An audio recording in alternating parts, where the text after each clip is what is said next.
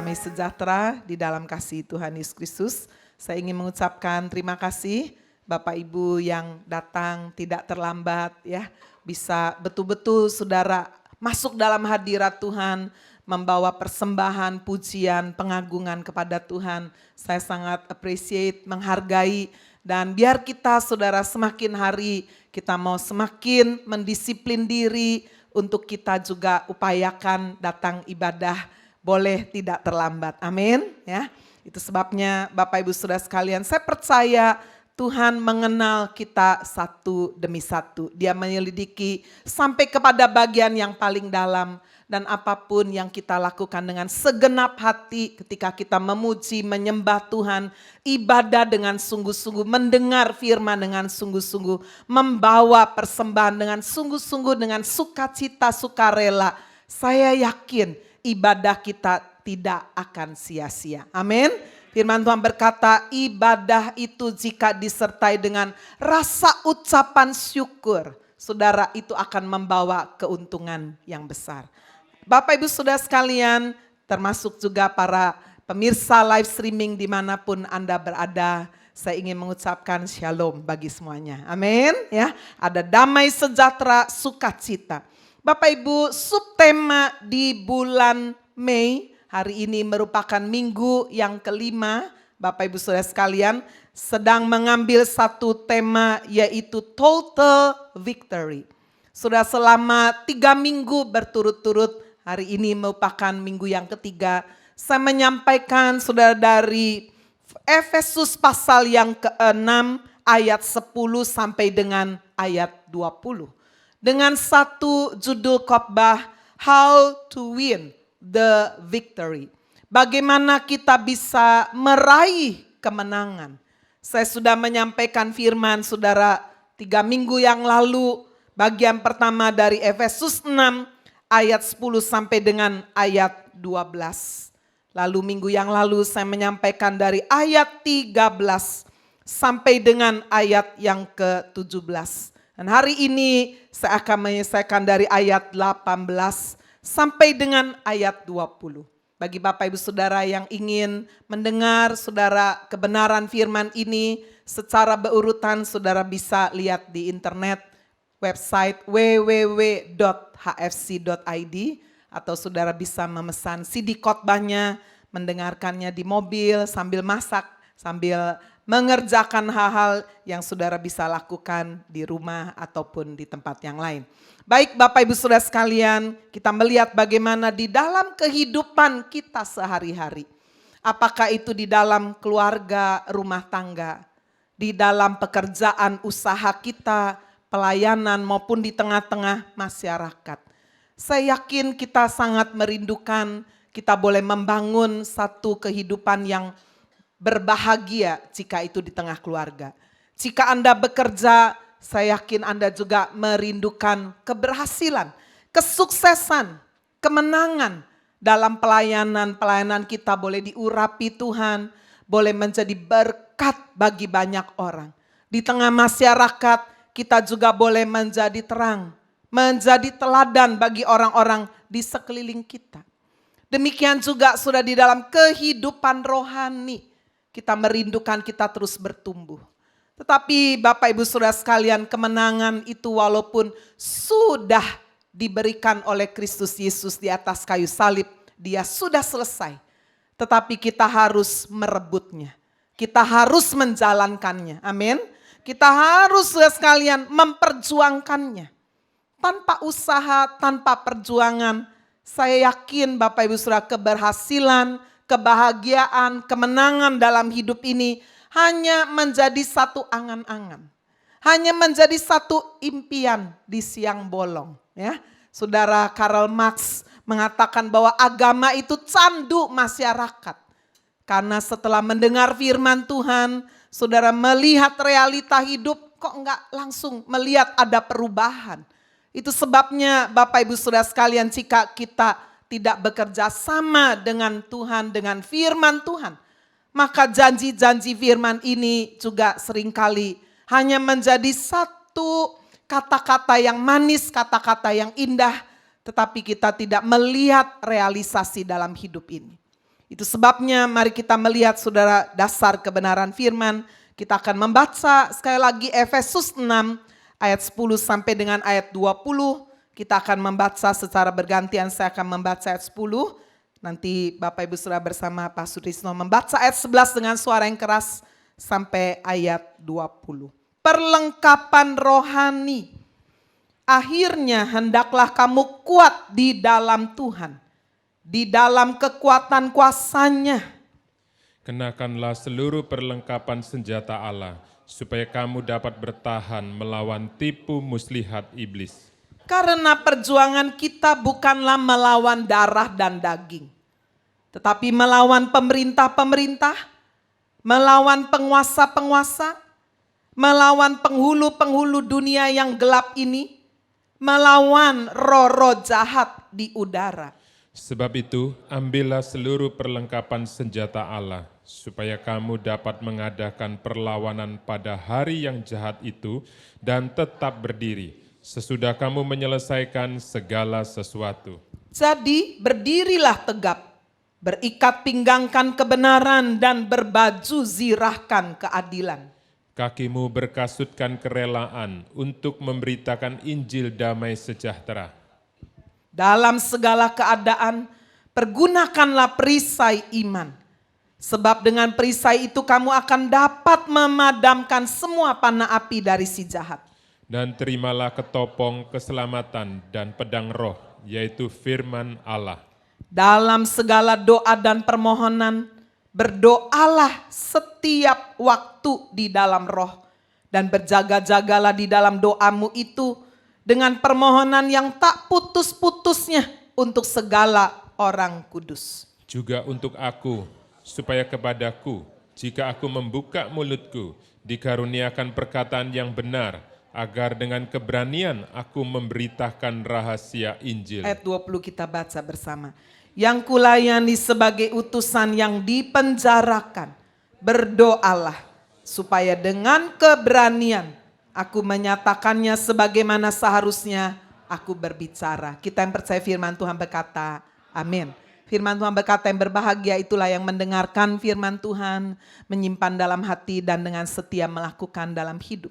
Saya ingin mereview sedikit saudara apa yang sudah saya sampaikan selama 2 minggu berturut-turut. Saudara, yang pertama untuk kita boleh meraih, boleh benar-benar sudah memiliki kemenangan, maka kita harus mengenali siapa musuh kita. Musuh kita bukan darah dan daging kata firman, bukan manusia. Di belakang semua kejahatan, kekejian, kesadisan yang dilakukan manusia, iblis berperan. Itu sebabnya kita harus tahu siapa musuh kita. Yang kedua, kita juga saudara harus tahu siapa yang menjadi pemimpin di dalam peperangan hidup ini. Walaupun sudah kita tidak berperang dengan pedang ya secara fisik. Tetapi sudah sekalian kita tahu bahwa hampir setiap hari kita menghadapi peperangan. Melawan keinginan-keinginan daging, hawa nafsu yang selalu berperang dalam hidup kita. Itu sebabnya kita harus tahu siapa yang menjadi pemimpin, pembela kita. Yesus Kristus. Sudah sekalian yang tersulit dia sudah buktikan, dia berikan kepada kita nyawanya. Itu sebabnya saudara kalau maut saja dia kalahkan. Apalagi saudara hal-hal yang lain dalam kehidupan kita. Yang ketiga kita juga harus mengenali siapa diri kita. Firman Tuhan berkata saudara akhirnya hendaklah kamu kuat di dalam Tuhan.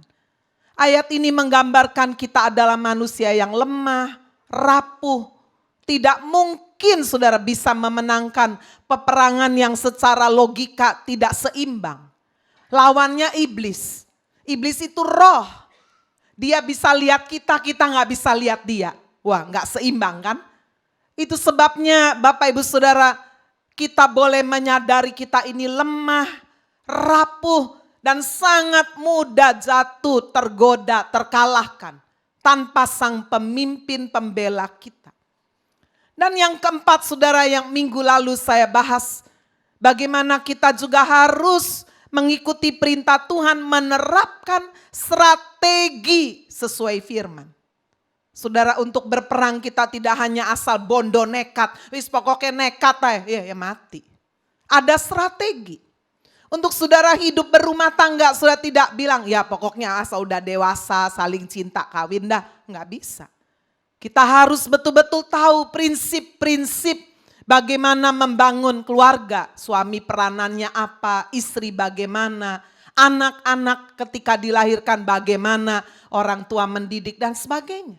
Ada strategi, saudara kerja masa asal kerja aja, apalagi di tengah masa yang semakin sulit. Saudara, masyarakat ekonomi Asia sudah akan benar-benar menjalankan sudah policy yang sudah disepakati. Tidak mudah. Ada strategi, demikian juga dalam kehidupan kita secara rohani. Saudara sekalian, dari ayat yang ke-13 sampai dengan ayat 17, saya sudah membahas bagaimana kita diperintahkan mengambil dan mengenakan seluruh perlengkapan senjata terang. Senjata perang. Dimulai dengan berdiri tegap. Sebab sudah nggak mungkin bisa mengenakan perlengkapan senjata perang kalau sambil duduk tidur-tiduran malas-malasan, nggak mungkin. Berdiri tegap. Saudara, mari hari-hari yang semakin akhir ini. Saudara yang suam-suam kuku, kekristenannya, gini-gini aja, hati-hati. Itu musuh yang sangat berbahaya sekali. Kita harus membangun saudara sekalian benar-benar rohani kita. Berdiri tegap di dalam anugerah Tuhan. Saudara, bukan karena kekuatan kita, jangan sombong kata firman. Hati-hatilah yang merasa dirinya teguh berdiri, kamu bisa jatuh. Kita sudah lihat contohnya. Orang yang begitu ada di puncak, apakah bisnis, apakah rumah tangga, apakah pelayanan, bisa hancur. Itu sebabnya Bapak Ibu Saudara sekalian, kebenaran ini bagi kita semua, termasuk saya dan para hamba-hamba Tuhan. Berdiri tegap, pakai ikat pinggang kebenaran. Ya. Jangan kendor hidup rohani kita, terus diikat kebenaran tiap hari. Gereja ini saudara, kalau sudah lihat banyak sekali fasilitas sarana untuk saudara belajar, menerima pengajaran. Saya bersyukur setiap Jumat saya mengajar certificate program. Materi kuliah teologi enggak mudah. Kadang-kadang saya sampai ngomong sama Pak Hani, aduh nyiapin materi kuliah ini sudah kadang-kadang pusing sampai. Kalau terus gitu ya, waduh. Ya. Tapi saudara, itu membutuhkan satu ketekunan untuk saya bisa menyampaikan, membawa saudara menerima pengajaran sehingga iman kita tidak goyah. Kencangkan ikat pinggang dengan kebenaran. Hidup kita harus dikuatkan tiap hari, tiap saat oleh firman Tuhan. Berbaju zirah menutupi leher sampai dengan dada dengan keadilan. Bapak Ibu Saudara sekalian, ada banyak ketidakadilan yang kita lihat dalam keluarga bisa menghancurkan. Suami enggak adil terhadap istri, punya simpenan lain atau sebaliknya, saudara bisa hancur. Orang tua tidak adil terhadap anak-anaknya, itu juga akan menjadi bumerang. Lalu kemudian dikatakan kasut kerelaan memberitakan Injil. Saudara, kalau lihat serdadu atau tentara walaupun lengkap dari kepala sampai mata kaki, tapi coba kalau enggak pakai sepatu, waduh, ya, bisa hancur juga. Bisa itu menjadi satu gangguan yang utama juga. Berapa sering dalam hidup ini kita sudah diberkati Tuhan, sudah diselamatkan, tapi kita pasif. Kita tidak mau membuka mulut kita memberitakan firman Tuhan. Injil keselamatan di dalam Kristus. Kasut memberitakan Injil. Perisai iman. Orang Romawi selalu bawa perisai dalam berperang. Lebarnya 60, panjangnya 1,2 meter itu untuk mempertahankan diri. Kalau sekarang, ya, kalau saudara lihat tentara-tentara atau polisi-polisi itu pakai apa sudah? Jaket anti peluru, ya kira-kira itu perisai. Untuk mempertahankan diri. Untuk dikatakan memadamkan semua panah api dari si jahat. Lalu menutupi kepala, ketopong keselamatan. Itulah menjaga pikiran kita. pikiran kita tetap bersih, tetap positif. Saudara, bagaimana iblis saat ini gencar sekali merusak pikiran bukan cuma orang dewasa, anak-anak. Ya, saudara lihat bagaimana terjadi percabulan, pemerkosaan yang luar biasa, kesadisan. Itu karena apa? Karena pikiran dibiarkan melalui panca indera, mata, telinga, saudara sekalian, untuk menerima hal-hal yang negatif yang merusak. Itu menguasai pikiran. Sehingga pikiran yang digambarkan seperti benteng yang harus dijaga itu hancur. Kalau benteng sebuah kota itu saudara lemah, gampang dimasuki oleh musuh, ya udah gampang sekali dikalahkan. Itu rahasianya. Saudara, bagaimana kita memagari, membentengi pikiran kita. Lalu kemudian juga pedang roh. Itulah firman Allah yang kuat dan tajam. Untuk sungguh-sungguh membawa kita, saudara, memiliki pertimbangan, pilih yang mana. Enggak usah tanya, tapi tahu. Saudara, kalau saudara mengisi hati hidup kita, pikiran kita dengan firman. Setiap langkah hidup kita, kita tahu ada masalah, tidak cepat-cepat bingung. Waduh, datang ke orang pintar cari dukun. Enggak lagi. Oh, firman Tuhan.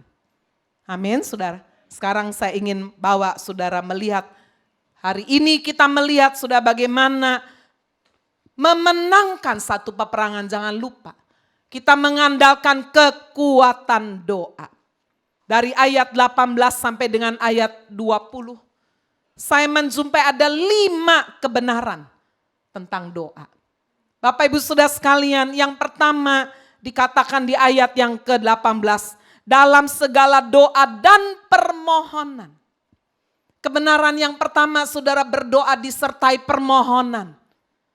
Disertai sudah satu permintaan. Sudah kita melihat contoh-contoh di dalam Alkitab. Bagaimana doa yang disertai permohonan dikabulkan Tuhan. Diawali sudah di dalamnya dengan mencurahkan isi hati. Ya, curhat. Sudah sekalian, benar-benar mungkin ada kesesakan, ada kekhawatiran. Sudah kita serahkan kepada Tuhan. Kita lihat itu dilakukan oleh seorang yang bernama Hana. Bagaimana sebagai seorang wanita yang hidup pada zaman di mana saudara seorang wanita dianggap menerima kutuk. Hidupnya sudah dianggap aib jika tidak punya anak. Hana tidak punya anak sampai suaminya yang begitu mencintai dia terpaksa harus ambil istri lain. Ya, itu zaman dulu loh ya, zaman sekarang jangan saudara. Sekarang saudara bisa berdoa, bisa upaya, ilmu kedokteran sudah sangat maju. Zaman dulu nggak bisa. Dan sudah dikatakan di dalam 1 Samuel 1 ayat 14 sampai 15, ketika Hana datang hatinya sakit sudah karena dilukai, dihina oleh madu suaminya. Dan ketika dia sedang berdoa mencurahkan isi hati, seorang hamba Tuhan bernama Eli melihat dia. Dianggapnya lagi mabuk. Berapa lama lagi engkau berlaku sebagai orang mabuk? Ya, kadang-kadang sudah lihat orang berdoa sungguh-sungguh memang kayak orang mabuk ya. Itu lihat-lihat ya. Itu juga sudah yang terjadi pada waktu Pentakosta, Roh Kudus turun. Murid-murid Tuhan Yesus yang berkumpul saudara, mereka menerima curahan Roh Kudus dan mereka dipenuhi Roh Kudus, berbahasa, mengeluarkan bahasa yang mereka tidak pernah pelajari. Sampai orang-orang dari bangsa lain yang bisa bahasa itu bingung loh. Ya, tapi ada saja yang sinis berkata, ini lagi mabuk katanya. Nah, jadi saudara jangan heran kalau saudara sungguh-sungguh dalam memuji, menyembah, berdoa, orang bisa tuduh kamu lagi mabuk ya. Lepaskan dirimu katanya daripada mabukmu. Tetapi Hana menjawab, bukan Tuanku, aku seorang perempuan yang sedang sangat bersusah hati. Anggur dan minuman yang memabukkan enggak ku minum. Tetapi aku sedang mencurahkan isi hatiku di hadapan Tuhan. Amin. Ya, sama seperti kalau saudara memiliki rumah, memiliki kantor, saudara perlu membuang hal-hal yang kotor tiap hari. Amin, bukan sebulan sekali, tiap hari kita perlu membersihkan diri kita tiap hari. Demikian juga hidup kita, hati kita. Banyak orang saudara penampilannya rapi tapi dalamnya kotor. Banyak yang kelihatannya saudara nggak ada masalah tapi dalamnya penuh penuh dengan kepahitan, saudara harus buang. Curahkan isi hatimu ke hadapan Tuhan. Kalau saudara perlu ada orang, ya, gereja ini juga menerima pelayanan untuk saudara mencurahkan isi hati, konseling. Sehingga saudara betul-betul membuang semua kesedihan, kesesakan, sakit hati dan yang lain-lain. Ini yang dilakukan oleh Hana. Dia mencurahkan isi hatinya. Dia menyerahkan semua kekhawatirannya sudah kepada Tuhan. Saudara, bagaimana kita bisa berdoa memohon kalau dadanya masih sesak? Kita curahkan semuanya, serahkan semua kekhawatiranmu. Filipi 4 ayat 6. Janganlah hendaknya kamu khawatir tentang apapun juga. Tetapi nyatakanlah dalam segala hal keinginanmu kepada Allah dalam doa dan permohonan dengan ucapan syukur. Amin. Setelah kita mencurahkan isi hati kita, kita menyerahkan kekhawatiran kita, benar-benar kita serahkan, kita ngomong, Tuhan saya khawatir gini-gini, apakah itu soal suami, anak, apakah itu soal pekerjaan, kesehatan, saya serahkan. Benar-benar seperti orang sudah serah terima, setelah diserahkan jangan diambil lagi. Menyerahkan segala kekhawatiranmu, kata firman Tuhan, di dalam doa, di dalam permohonan disertai ucapan syukur. Saya mengimbau, mengajak Bapak Ibu Saudara dari hari Senin, Jumat yang kerja, kalau hari Sabtu itu enggak kerja, coba ikut holy fasting. Doa puasa di tempat ini jam 10 sampai jam 12. Saudara itu betul-betul di situ sudah mencurahkan isi hati. Menyembah Tuhan. Amin. Menyembah benar-benar datang kepada Tuhan. Berdoa syafaat. Saudara, kita melakukan Filipi 4 ayat 6. Menyerahkan semua kekhawatiran kita di dalam doa, permohonan disertai ucapan syukur. Kadang kalau sendiri di tengah kesesakan kita mengucap syukur sendiri nggak bisa. Kita perlu saling menguatkan anggota tubuh Kristus. Kita berdoa sambil menyembah Tuhan, membawa ucapan syukur. Amin. Itu sudah sekalian doa disertai permohonan. Dan kita melihat bagaimana permohonan yang kita bawa dengan sungguh-sungguh akan dikabulkan. Coba kita lihat sudah 1 Samuel pasal 1 ayat 10. Dan dengan hati pedih ia, yaitu Hana, berdoa kepada Tuhan sambil menangis terseduh-seduh. Wah, ini bukan tangisan air mata buaya, saudara ya. Sambil menangis terseduh-seduh. Pastilah ini sungguh-sungguh. Luar biasa. Satu doa yang disampaikan dengan segenap hati. Bapak Ibu Saudara, di dalam Alkitab kita membaca bagaimana Yesus pernah didatangi saudara oleh seorang yang berseru, "Guru, aku memohon supaya engkau menengok anakku. Ia adalah satu-satunya anakku.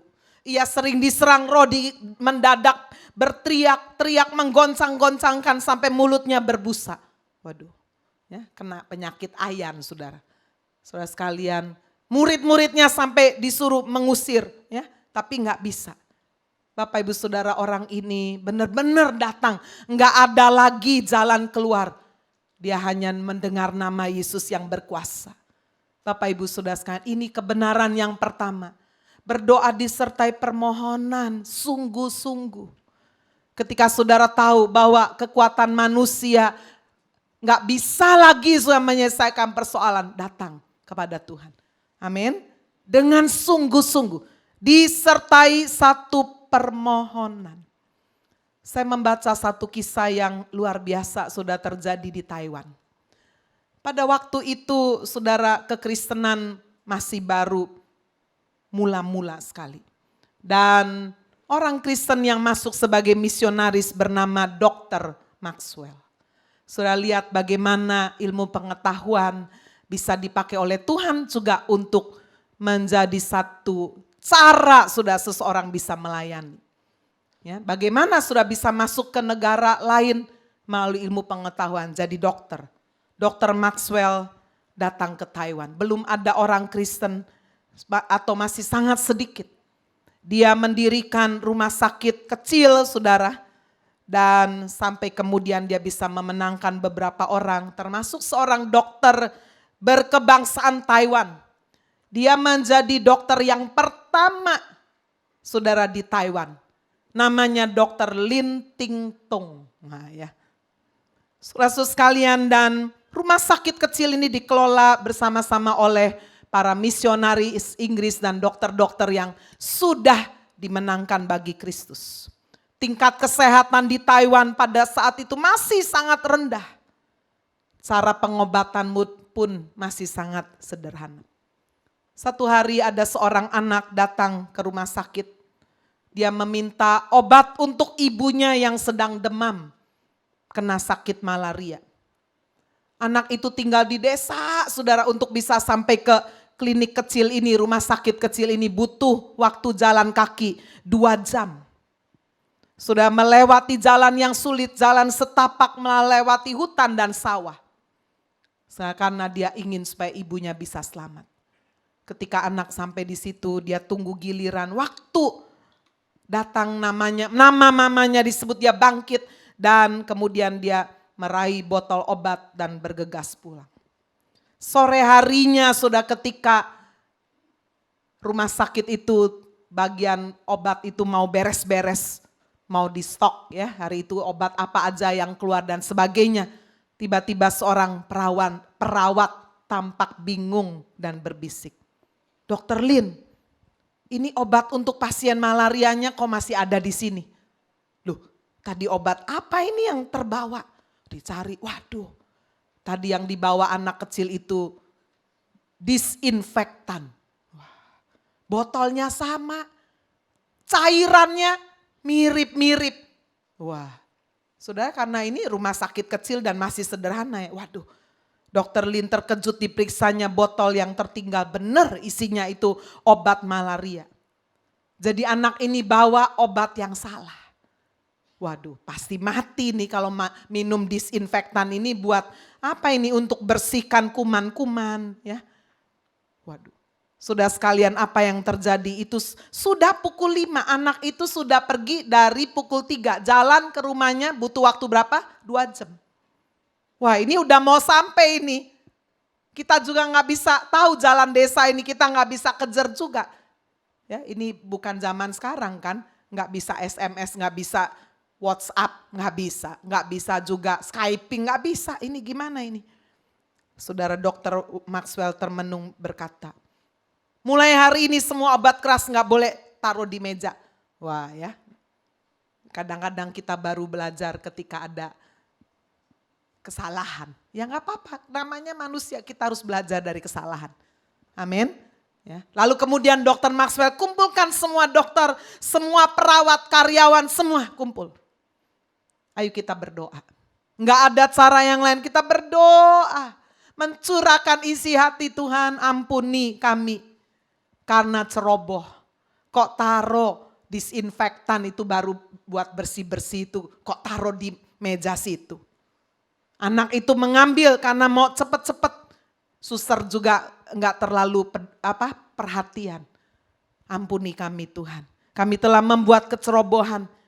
Nyawa seorang ibu sedang terancam, tolonglah dia. Bagaimana caranya Tuhan? Tuhan Engkau bisa agar ibu itu tidak meminum obat yang salah itu. Udah, doa, serahkan semuanya kepada Tuhan. Malam harinya, saudara sekalian, Dokter Lin berdinas malam, dia nggak bisa tidur. Terus benar-benar dia memikirkan, waduh mati nih ibu ini ya. Saudara, bukankah kita sering seperti itu ya, menghadapi hal yang mustahil, doa tapi tetap khawatir kan. Duh gimana kalau mati nih apa, waduh saya akan bertanggung jawab. Bapak Ibu saudara sekalian, dia sangat-sangat takut sekali. Tetapi sampai dia subuh sudah dia jaga malam di situ. Saudara, pagi itu anak itu muncul. Mukanya pucat ketakutan. Waduh mateng ini mau membawa berita mamanya mati.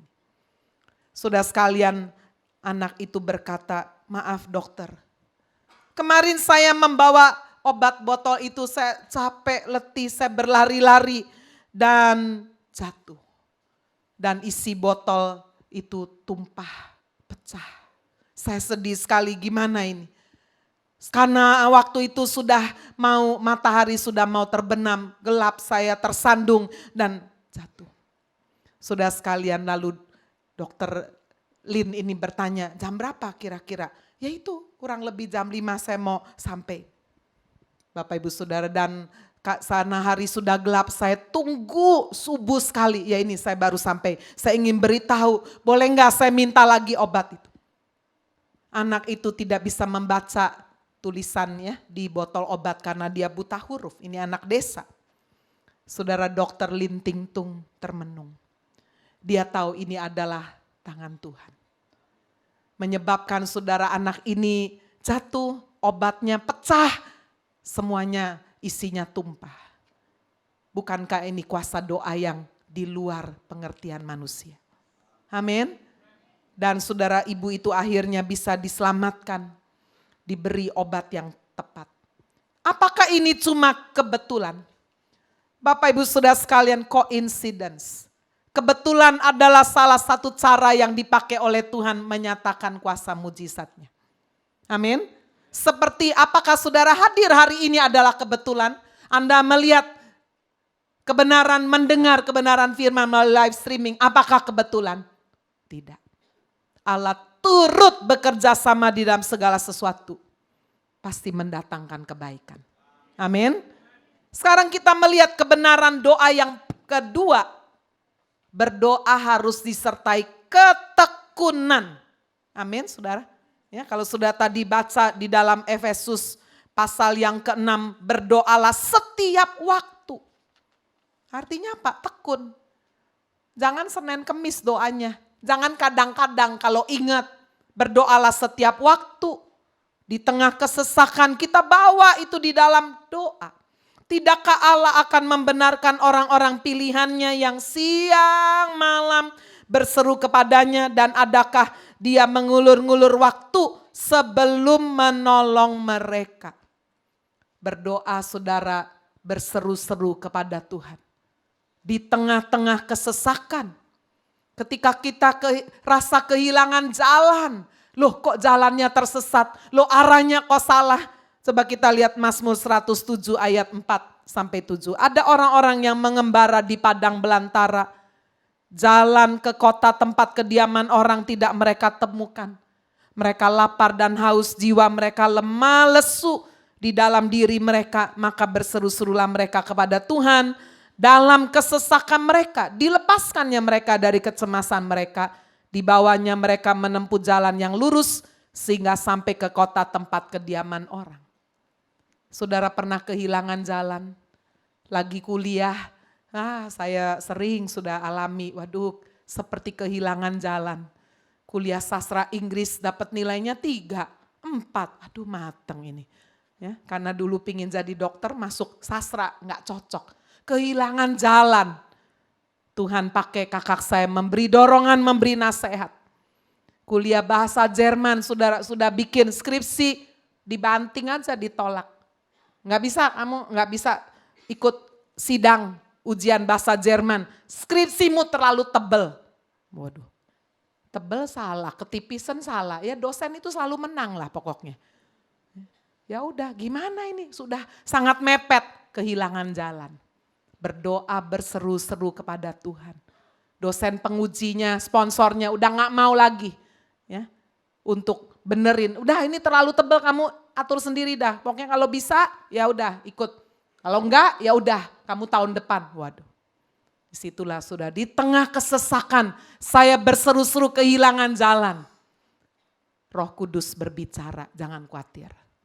Roh Kudus itu bisa semua bahasa manusia. Amin. Jangan lupa pada waktu murid-murid dipenuhi Roh Kudus Pentakosta, ya, yang enggak bisa bahasa Arab jadi bisa. Saya waktu itu berkata, Tuhan ini dosennya udah gak mau bimbing saya ini bahasa Jerman. Ya, saya datang aja kepada Roh Kudus, engkau pasti bisa bahasa Jerman. Amin. Saya gak pernah menyangka justru di tengah kesesakan ketika saya berseru-seru, saya gak bisa berharap siapa-siapa lagi. Ketika kemudian saya akhirnya bisa maju, bisa lulus yang terbaik di antara semua jurusan. Ya. Ada jurusan Inggris, Jerman, Jepang, Prancis. Nama saya dipanggil paling terakhir, tak pikir nggak lulus. Nggak taunya lulus yang terbaik. Amin, sudah. Di tengah kesesakan. Saudara sekalian, ketika saudara juga melakukan satu kesalahan, pemberontakan, terbelenggu. Waduh, ini salah, ini saya yang salah. Makanya seperti orang terpenjara, berseru. Dia Maha Kasih, minta ampun. Jangan cari pembenaran diri, menyalahkan kiri kanan. Udah, minta ampun aja. Itu ditulis dalam Mazmur 107 ayat 10. Ada orang-orang yang duduk dalam gelap dan kelam, terkurung dalam sengsara dan besi. Karena mereka memberontak terhadap perintah-perintah Allah, menista nasihat yang maha tinggi. Maka ditundukkannya hati mereka ke dalam kesusahan sampai tergelincir, tidak ada yang menolong. Ini salahnya sendiri, memberontak. Sampai Tuhan sepertinya masukkan ke dalam tempat yang kelam, terpenjara. Berseru-serulah mereka kepada Tuhan. Dalam kesesakan mereka, diselamatkannya mereka dari kecemasan mereka. Dibawanya keluar dari gelap dan kelam, diputuskannya belenggu-belenggu mereka. Amin. Di sini jika ada di antara saudara jatuh dalam dosa, cepat bangkit. Jangan bilang begini, wislah terlanjur, jangan. Jangan biarkan kita terus terbelenggu. Berseru di tengah kesesakan dalam doa. Kalau sendiri nggak bisa, minta tolong. Bukankah kita adalah manusia yang diciptakan bukan sebagai manusia individualistis, tapi manusia yang berkomunitas. Kita membutuhkan yang lain. Amin. Di tengah kesesakan ketika kita sakit. Sakit mungkin karena kelakuan yang berdosa. Karena saudara sakit hati, gak mau mengampuni, banyak kekhawatiran sampai mahnya kambuh, banyak ketakutan dan sebagainya. Saudara berseru-seru. Ada orang-orang yang dikatakan sakit karena kelakuan yang berdosa. Sampai muak terhadap segala makanan, sakit mah yang berat. Sudah sampai pada pintu gerbang maut. Berseru-seru kepada Tuhan dalam kesesakan mereka. Disampaikannya firman-Nya, disembuhkannya mereka. Amin. Bapak Ibu Saudara sekalian. Berdoa di tengah kesesakan dengan segenap hati. Seringkali Bapak Ibu Saudara kesesakan yang kita alami bukan karena kesalahan kita. Tapi Tuhan izinkan. Itu sebagai ujian hidup. Kita alami penderitaan gak salah. Saudara naik mobil gak salah ditabrak. Itu ujian. Betul tidak? Saudara gak salah dagang semuanya ditipu orang. Itu sudah. Sebab itu sudah firman Tuhan di dalam Mazmur pasal 107 ayat 23 juga menggambarkan. Ada orang-orang yang mengalami kesesakan karena Tuhan yang izinkan mendatangkan persoalan.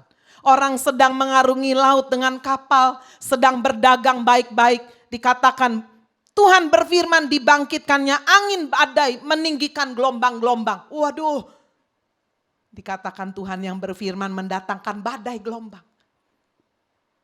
Ujian hidup bisa datang di dalam kehidupan orang yang baik dan benar. Amin. Nggak usah tanya Tuhan kenapa, capek. Nanti kita pahit sama Tuhan. Lu kalau pahit sama Tuhan, saudara mau minta tolong sama siapa? Ya pasti sama iblis lawannya.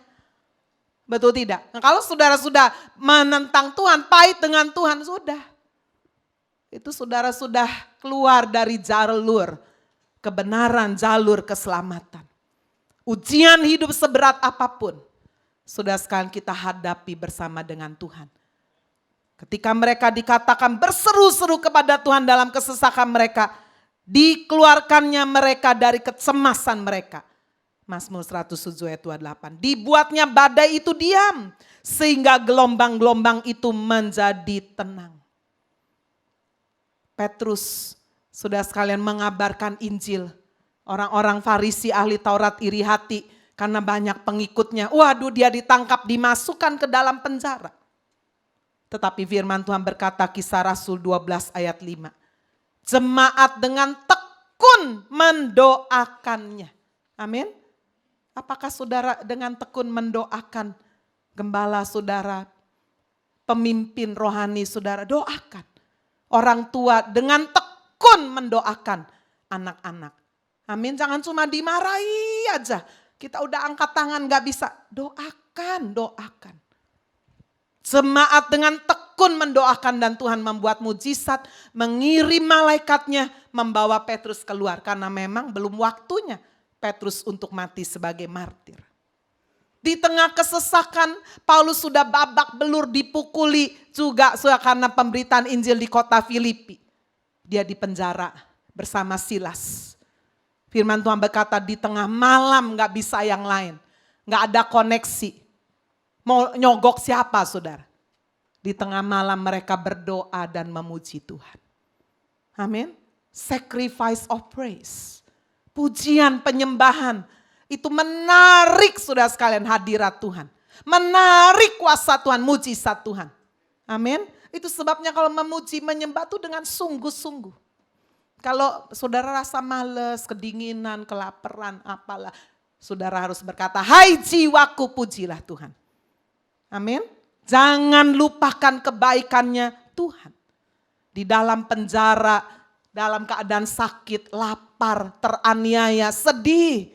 Paulus dan Silas tidak mengikuti perasaan hati. Ya, ada orang bilang, saya lagi bad mood, good mood, lagi bete. Kita orang Kristen gak perlu bete-bete. Amin. Jiwanya kita perintahkan, hai jiwaku, pujilah Tuhan. Seharusnya orang Kristen itu tahan banting. Nggak bisa tersinggung. Kamu mau nyinggung saya? Nggak bisa, sorry ya. Gitu mesti. Kamu mau bikin marah? Sorry, marahnya dewek. Kamu mau menghina saya? Sorry, saya nggak akan balas menghina kamu. Amin, saudara. Sampai orang, ini diapain aja nggak bisa, tahan banting. Saudara lihat Paulus Silas luar biasa. Mereka berdoa memuji Tuhan. Saudara, mujizat turun, mereka gak pernah pikir Tuhan kirim gempa bumi yang hebat. Menggoyahkan pintu-pintu penjara sampai pintu penjara buka. Belenggu mereka terbuka. Mereka bahkan bisa melalui peristiwa itu memenangkan kepala penjara bersama dengan keluarganya. Berdoa disertai ketekunan. Bukan hanya pada waktu saudara di tengah kesesakan, tapi di saat menerima berkat Tuhan. Jangan lupa, amin. Jangan Tuhan terus digoncang-goncang, surga digedor-gedor hanya waktu kita perlu. Begitu kita diberkati, lupa. Di saat menerima berkat Tuhan, saya melihat Salomo sudah bagaimana setelah pembangunan rumahnya, istananya, bait suci. Dia datang menyembah, mengucap syukur kepada Tuhan. Dia enggak lupakan semua itu campur tangan Tuhan. 10 orang sakit kusta disembuhkan Tuhan. Tapi hanya 1 yang kembali. Berapa banyak Bapak Ibu Saudara? Ketika kita sudah dijamah, disembuhkan, diangkat oleh Tuhan, dibuka jalan, kita lupa. Tuhan mau saudara di tengah keberhasilan kita juga menerima berkat Tuhan. Itu sebabnya kalau saudara ada rumah baru, ucapan syukur. Jangan rumah baru masuk dewek-dewek. Loh, sudah diberkati, panggillah orang gereja, ada hamba Tuhan. Ya, di warta ada doa ucapan syukur pindah rumah. Ya, ada orangnya dihubungin, saya mau pindah rumah. Boleh kirim hamba Tuhan, boleh kirim, terserah kalau rumah saudara besar, boleh kirim 20 orang, 25 orang. Doa sama-sama menghadirkan hadirat Tuhan di dalam rumah kantor baru saudara. Makanlah ya sesuai dengan isi kantong saudara bisa makan prasmanan, kotakan, gak penting itu. Yang penting apa? Bersekutu, mengucap syukur. Amin. Amin saudara. Saudara ada anak ulang tahun, terserah, boleh bersama-sama. Jangan semua sendiri, saking meditnya saudara makan juga gak berani ajak orang. Ajak orang aku sing traktir, wis makan dewek, apa dewek, mati ngubur dewek nanti. Saya kadang sebel saudara kalau ada orang terlalu medit itu. Ya, dihitung-hitung, aduh. Sudah mengeluarkan uang, ada saatnya. Supaya apa? Supaya ketika ada yang keluar, ada yang masuk. Tapi kalau masuk terus, bulukan saudara. Betul tidak? Tuhan mau betul-betul sudah lihat, mengucap syukur. Ketika di tengah-tengah saudara juga diberkati Tuhan, bersaksi. Udah disembuhkan, terima mujizat, diem. Bersaksi, datang. Pak, Bu, saya lo disembuhkan, mujizat. Waduh iya tah, bersaksi. Jangan jadi seperti 9 orang yang sakit kusta. Ini kebetulan Yahudi semua. Yang satu yang kembali itu Samaria. Gitu. Ya. Yang Kristennya nemen terima mujizat meneng. Yang baru bertobat baru. Nah ini kira-kira gambaran seperti itu. Saya disembuhkan, saya dibuka jalan. Saya mau bersaksi. Bersaksi itu bisa lewat langsung, bisa lewat tulisan. Hari ini sudah dibagi Happy Family Magazine-nya. Udah dibagi belum? Sudah. Satu keluarga satu aja ya. Yang sudah dapat waktu hari ulang tahun ladies jangan ngambil lagi.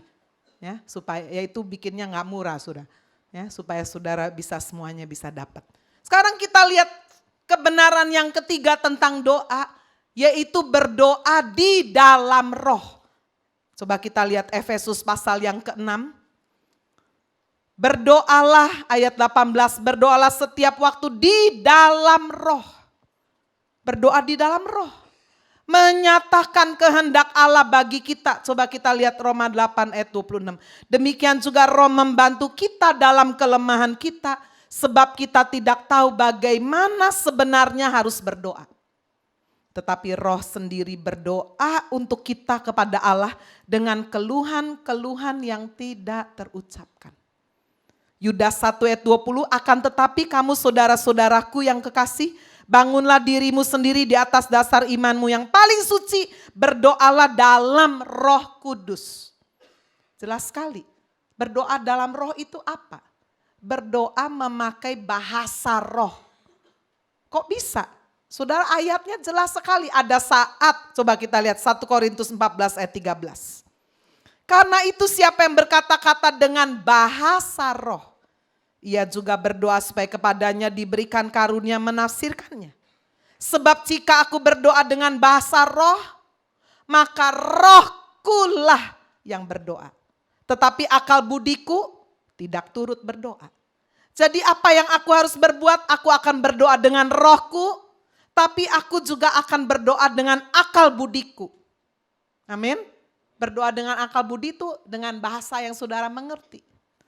Saya bahasa Indonesia, saudara bahasa Indonesia saya tidak mungkin tiba-tiba berkhotbah pakai bahasa Rusia kan. Nah itu namanya nggak kena gitu. Saya juga tidak mungkin khotbah dengan bahasa roh, nggak mungkin. Ada saat kita berdoa dengan bahasa akabudi, tapi firman Tuhan berkata ada saat roh yang berdoa. Jadi apa yang aku harus berbuat? Katanya Paulus. Aku berdoa dengan rohku, dengan bahasa roh, karena konteksnya roh di sini bahasa roh. Ada saat aku berdoa dengan bahasa roh, tadi Roma 8 ayat 26. Ketika kita berdoa dengan roh, itu membantu kita berdoa dengan keluhan-keluhan yang tidak terucapkan. Ada saat saudara sesek nggak bisa doa pakai bahasa Indonesia. Itulah saat kita berdoa dengan bahasa roh. Yudas 1 ayat 20 berkata, ketika kamu berdoa dengan bahasa roh itu kamu membangun dirimu di atas dasar iman yang paling suci. Amin. Kita jadi kuat, menguatkan diri kita. Itu sebabnya berdoa dalam bahasa roh, memuji, menyembah dengan bahasa roh bukan hanya di gereja. Di gereja cuma sebentar aja. Tapi tiap hari. Tiap hari, tiap pagi. Saya berdoa menyembah Tuhan bersama suami saudara. Capek, nggak capek, lagi seneng, nggak seneng, good mood, bad mood. Berdoa, menyembah dalam bahasa roh. Amin. Membangun iman. Bagaimana saya bisa membangun iman sudah kalau iman saya sendiri loyo. Nggak ada cara lain. Sampai Paulus berkata, ayat 18 1 Korintus 14, aku mengucap syukur kepada Allah. Aku berkata-kata dengan bahasa roh lebih daripada kamu semua. Berarti bukan cuma di pertemuan. Kalau di pertemuan bersama dengan jemaat. Berarti kalau dia bilang aku berbahasa roh lebih daripada kamu semua. Berarti di dalam keseharian. Amin. Mengapa saudara imannya kembang kempis? Apakah saudara berdoa dengan bahasa roh? Menguatkan iman kita. Ini sudah salah satu kebenaran doa yang iblis tidak suka. Saya berkali-kali melihat orang dilepaskan sudah dari kuasa jahat. Itu kalau menyembah bahasa roh itu orang yang dilepaskan sampai tutup telinga. Berhenti, berhenti, berhenti. Nggak senang. Iblis tidak mengerti bahasa roh. kita juga tidak mengerti bahasa roh. Tapi roh Allah di dalam diri kita memahami. Amin. Itu menguatkan kita, membangun iman kita. Sekarang sudah kebenaran yang keempat tentang doa. Berdoalah sambil berjaga-jaga. Amin. Ya, coba kita lihat kembali Efesus pasal yang ke-6. Dalam segala doa dan permohonan berdoalah setiap waktu di dalam roh dan berjaga-jagalah di dalam doamu. Berdoa sambil berjaga-jaga. Bapak Ibu Saudara sekalian, saya dulu punya teman satu rating tapi kuliahnya berbeda ya. Satu level tapi berbeda. Dia pendoa, tukang berpuasa. 1 minggu bisa berpuasa 4 kali. Jadi hari ini puasa, besok enggak, besok puasa lagi. Terus doa luar biasa. Tapi saya lihat hidupnya kurang berjaga, saudara. Pergaulannya dia enggak jaga. Mestinya kan harusnya kalau dia berpuasa, berdoa, dia juga menjaga hidupnya. Ini enggak. Sampai 1 kali, saudara, kedapatan bahwa dia hamil di luar nikah. Kaget kita semua. Loh, bukankah dia pendoa? Bukankah dia tukang berpuasa? Tapi dia enggak berjaga-jaga. Dia berpikir apa? Roh di dalam diriku lebih besar daripada roh yang lain. Ya. Ada laki-laki yang senang dia bawa masuk kamar boleh, ya udah. Waduh, kita kaget, syok. Kok bisa dia alimnya kayak gitu, doa puasa. Kurang berjaga-jaga. Amin, saudara. Saudara harus peringati anak-anak perempuan saudara, anak-anak laki saudara. Dengan rajinnya mereka pergi ke gereja, tidak otomatis mereka jadi kudus. Mereka harus tahu bahwa daging ini lemah. Amin. Itu sebabnya saudara, Yesus memberikan peringatan teguran ini juga kepada murid-muridnya. Tidakkah kamu sanggup berjaga-jaga 1 jam aja dengan aku? Sudah berdoa kelihatan orang, tapi apakah saudara berdoa dalam keseharian? 1 jam itu sepertinya minimum. Waduh Bu, saya boro-boro sejam, kadang-kadang bangun aja udah pengen ngopi, baca koran, udah lupa. Malam mau doa, aduh filmnya bagus, ngantuk tidur. Gini model begini mau digendam gak kena, aduh. Gak ada pagarnya ini loh, bolong semuanya, bentengnya gak ada. Apalagi yang ditonton blue film, wah udah rusak dah. Berdoa dan berjaga-jaga. Tahu saudara bahwa kita ini lemah, rapuh. Anak-anak muda kalau pacaran saudara lebih baik ambil pagar batas. Kalau kita udah kena udah pasti paling banter gandeng tangan. Lamaran, cium pipi, sudah yang lain enggak usah cium-cium. Kuno Bu, kuno selamat daripada super modern tergelincir. Banyak saudara yang tergelincir itu banyak sekali, habis itu menyesal. Kenapa Tuhan biarkan, izinkan? Gundulmu gitu ya. Enggak mau berjaga-jaga pakai baju yang seksi-seksi. Tahu badannya bagus, tapi tuh tontonin buat suamimu aja lah. Nggak usah tontonin ke semua orang. Betul tidak? Itu dengan baju seksi sama pacarnya, ya udah. Salahmu sendiri. Pencobaan-pencobaan itu datang dari dirimu sendiri, membuka celah. Saya sering ingetin, kalau sampai terjadi laki perempuan pacaran, itu saudara perempuan itu hamil. Saya lebih banyak menyalahkan yang perempuan. Karena perempuan itu rem. Laki itu kalau bisa gas terus. Ya, kelemahannya pria itu mata, makanya mata keranjang. Kelemahannya wanita itu di telinga. Dipuji-puji, gombal-gombal tuh seneng aja, udah. Tapi kalau perempuannya itu rem, enggak. Oh kalau gitu saya enggak apa-apa, putus ya putus. Kalau kamu cinta padaku, kamu pasti mau. Oh itu bukan cinta hawa nafsu. Kasih itu sabar. Kasih itu melakukan yang sopan, amin.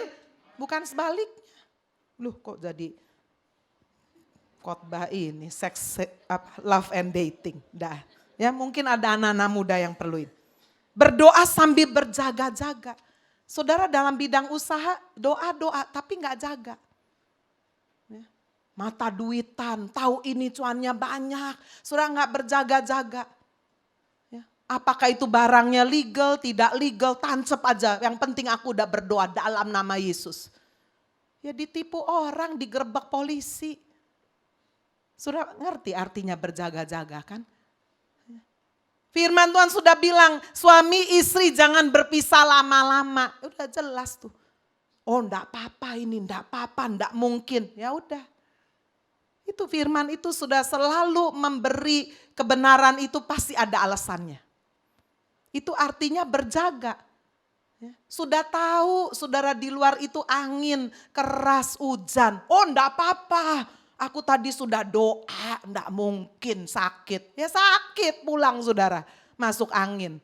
Itu namanya saudara mencobai, enggak berjaga-jaga. Oh rumahku dipagari, dibentengi malaikat. Bukan malam hari, bukan.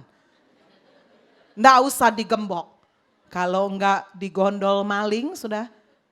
Itu namanya ketulusan yang blow on saudara. Tidak berhikmat. Kita berdoa tapi berjaga. Amin. Artinya akal budi itu dipakai. Yang terakhir, kebenaran yang kelima doa. Yaitu berdoa syafaat. Sudah lihat indah sekali ya Paulus ini menyampaikan ini. Walaupun ayatnya ini saya juga Tuhan kasih hikmat merincikan. Lihat. Dia berkata berdoalah yang kelima tak putus-putusnya untuk segala orang kudus, syafaat. Dimulai sudah dia berdoa mencurahkan isi hati untuk kesedihan, keperluan kita, kekhawatiran di tengah kesesakan, keberhasilan. Berdoa di dalam roh, menguatkan iman kita, berdoa sambil waspada, berjaga-jaga, akal budi dipakai, minta hikmat Tuhan. Dan tidak lupa kita harus berdoa syafaat. Amin. Berdoa untuk orang lain. Saudara di HFC ada pelayanan doa syafaat. Saudara bisa ikut dalam pelayanan doa syafaat. Saudara bisa ikut dalam pelayanan doa puasa. Saudara mau berkata, Bu saya mau ikut pelayanan doa syafaat. Setiap mulai ibadah, saudara setengah jam sebelumnya ada pendoa syafaat. Setengah atau 1 jam, saudara ikut ke dalamnya. Amin. Ya mungkin pelayanan ini tidak dilihat orang, gak pegang mic, gak di mimbar. Tapi saudara Tuhan melihat, berdoa syafaat. Firman Tuhan berkata sudah kita perlu mendoakan orang-orang kudus, hamba-hamba Tuhan yang memberitakan firman. Supaya hamba Tuhan dikaruniakan perkataan yang benar. Perkataan yang benar. Jangan cuma ngomongi diri sendiri, aku diberkati kesaksian panjang lebar. Jemaat cuma kepingin, waduh enak. Buat apa? Tapi iman gak kuat. Itu sebabnya kita harus berdoa bagi pemberita firman hamba-hamba Tuhan. Supaya dikaruniakan perkataan yang benar. Supaya diberi keberanian memberitakan rahasia Injil. Jangan takut. Ada kesalahan ditegur. Tapi bukan maksud ingin neguri satu-satu, tidak. Tetapi betul-betul itu adalah satu keberanian atas kebenaran firman yang disampaikan. Supaya diberi keberanian berbicara sebagaimana seharusnya. Ya, bukan hanya yang manis-manis. Saya dan Bapak kemarin gak kebetulan dengar satu hamba Tuhan, mega church. Dia berkata, saudara kita akan forever young. Apa benar? No. Firman Tuhan, tubuh jasmani kita akan semakin merosot. Kita akan jadi tua. Not forever young. Tetapi manusia batinia ini akan semakin dibaharui dari hari ke hari. Amin. Didengar telinga enak. Forever young, forever healthy, forever happy. Terus. Loh, itu kan kayak dikasih candu saudara. Begitu saudara menghadapi nggak yang sibuk operasi ini, operasi itu. Ya kalau duitnya ada, kalau nggak ada gimana? Suruh suaminya kerja yang nggak halal supaya dapat duit. Kita harus berani menghadapi kenyataan. Kita tidak forever young. Betul saudara? Kita tidak forever healthy. Saudara tidak forever rich. It's okay.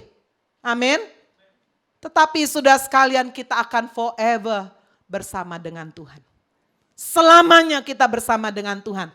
Tidak ada satupun yang dapat memisahkan kita dengan kasih Kristus. Sekarang yang terakhir, kesimpulan. Yang pertama, karena perjuangan kita bukan melawan darah dan daging, maka kita harus sungguh-sungguh memakai strategi yang benar. Ya, karena lawan kita bukan darah dan daging, gak bisa lihat. Itu sebabnya strategi kita harus benar. Memakai perlengkapan senjata perang. Kedua, kehidupan yang benar harus disertai kesungguhan. Akan membawa doa-doa kita yang berkuasa mendapatkan jawaban dan kemenangan. Doa orang benar jika dengan yakin didoakan. 2 unsur. Amin. Yakin beriman, tapi hidupnya gak benar. Sakit hati jalan terus. Selingkuh jalan terus tapi mau dibenarkan. Sorry ya kata Tuhan.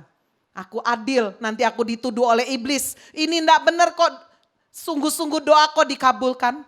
Nah, 2 unsur.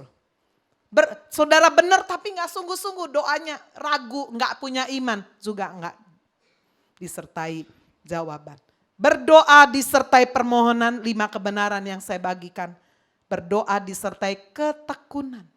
Belum dijawab, terus doa. Khususnya kalau sudah doa untuk pertobatan keluarga ini biasanya susah. Terus menerus. Amin. Berdoa di dalam roh. Membangun iman kita. Berdoa sambil berjaga-jaga. Berdoa syafaat. Untuk orang-orang kudus. Untuk para pelayan Tuhan.